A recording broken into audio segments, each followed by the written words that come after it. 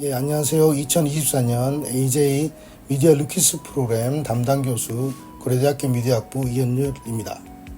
예, 안녕하세요. 이번에 미디어 루키스 프로그램 시즌 4 에피소드 2에 함께한 미디어학부 교수 김정현입니다.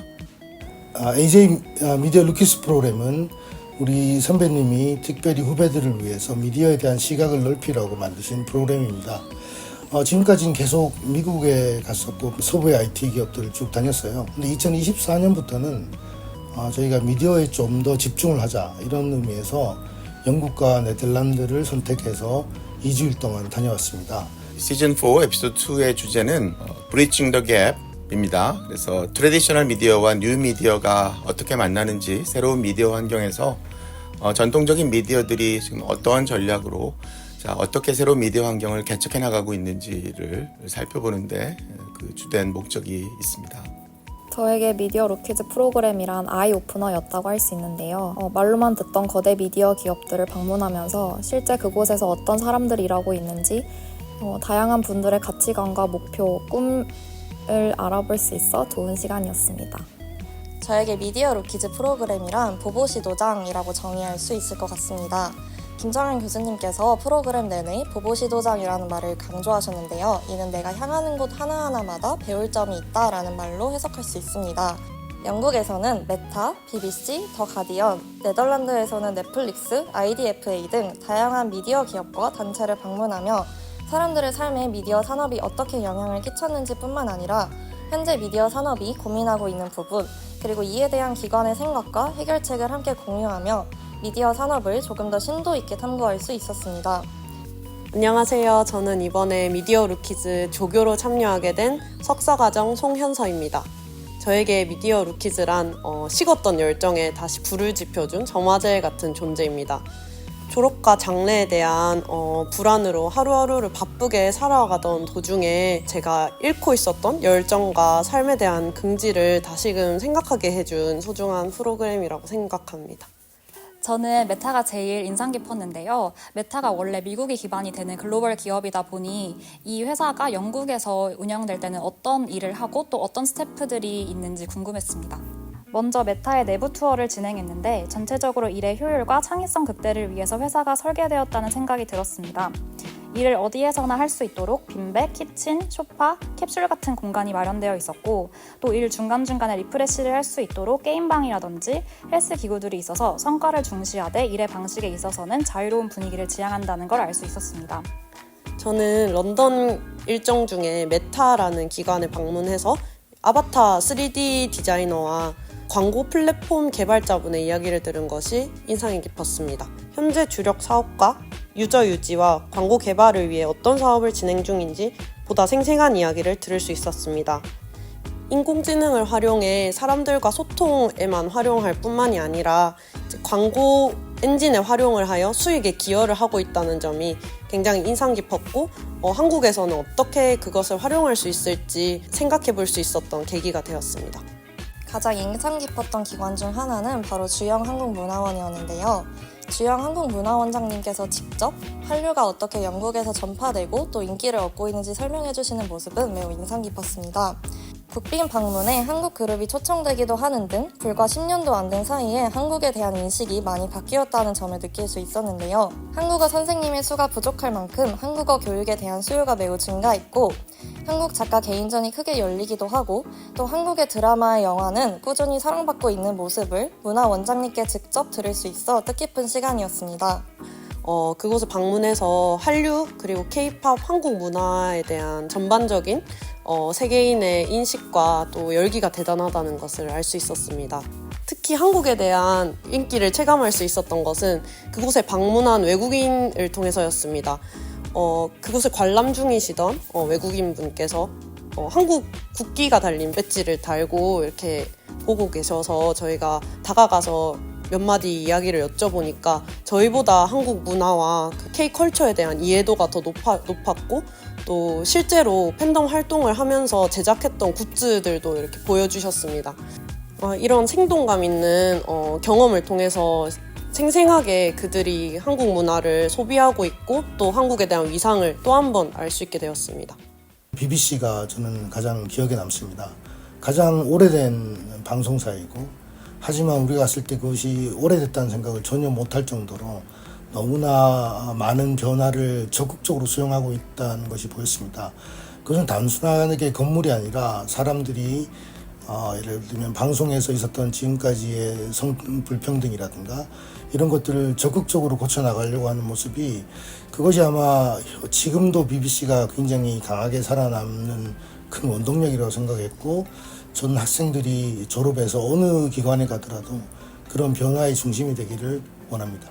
특히 BBC의 50-50 Quality Project처럼 선별, 인정, 배경 등에 관계없이 모든 구성원들이 동등한 기회를 누릴 수 있도록 노력하는 모습은 인상적이었습니다. 이러한 다양성을 추구하는 기업 문화는 창의적인 아이디어를 촉진하고 더 나아가 사회 전체의 발전에 기여할 수 있다고 생각합니다. 우선 저는 다큐멘터리나 극영화에 관심이 많아서 암스테르담 대학교에서 영상 재현 및 보존 과정을 석사 유학 중이신 분의 멘토링이 인상 깊었는데요. 이분 같은 경우에는 국내에서 영화 전공 학부를 마치시고 배급사 마케팅 부서에서 일하시다가 국내 유수 영화제들 경험도 쌓으시고 해외로 석사 유학을 가신 분이었습니다. 또 암스테르담의 특징이라고도 느꼈던 건 아카이빙에 대한 관심이 매우 많다는 부분인데요. 뮤지엄에 대한 관심들도 그렇지만 영상 재현 및 보존이라는 특수한 과가 따로 있을 정도로 영상을 어떻게 접근성을 높이고 어떻게 기록해야 하는지에 대한 관심도 많다는 것을 직접 알게 되었습니다. 특히 장편 영화나 단편 영화, 극영화와 극영화가 아닌 영화, 실험 영화와 아트 영화들 간의 차이가 점점 흐려지는 요즘에는 이런 다양한 영상들에 대한 프로그래밍과 아카이빙 작업이 중요하다고 생각하는데, 이러한 점들을 전문적으로 공부하는 분야가 있다는 것을 새로 알게 되었고, 영상 재현 및 보존이라는 분야에 대한 관심을 가지게 되었습니다. 또 다른 기관으로는 더 가디언즈가 있는데요. 200년 전에 처음 시작된 신문과 같이 더 가디언의 역사와 관련된 소품들을 보면서 그들의 저널리즘에 대한 자부심을 엿볼 수 있었습니다. 기사의 조회수나 클릭수보다는 독자들이 기사에 얼마나 길게 머물러 있는지를 조금 더 중시하는 모습을 통해서 독자들이 기사를 통해 정보를 바르게 또 제대로 알아가는 것을 지향하는 건강한 저널리즘의 가치를 체감할 수 있었습니다. 또 인스타그램 구독자 580만 명을 확보했을 만큼 인스타그램뿐만 아니라 페이스북, 틱톡 등 소셜미디어 플랫폼을 적극 활용하고 있는 모습에서 뉴미디어 시대에 빠르게 적응하고 트렌드에 맞추어 바뀌어가는 모습이 인상 깊었습니다. 이제는 정통 언론이 그들의 가치관을 지켜나가면서 뉴미디어 시대에 발맞추어 진화해야 하는 필요성을 느낄 수 있었습니다.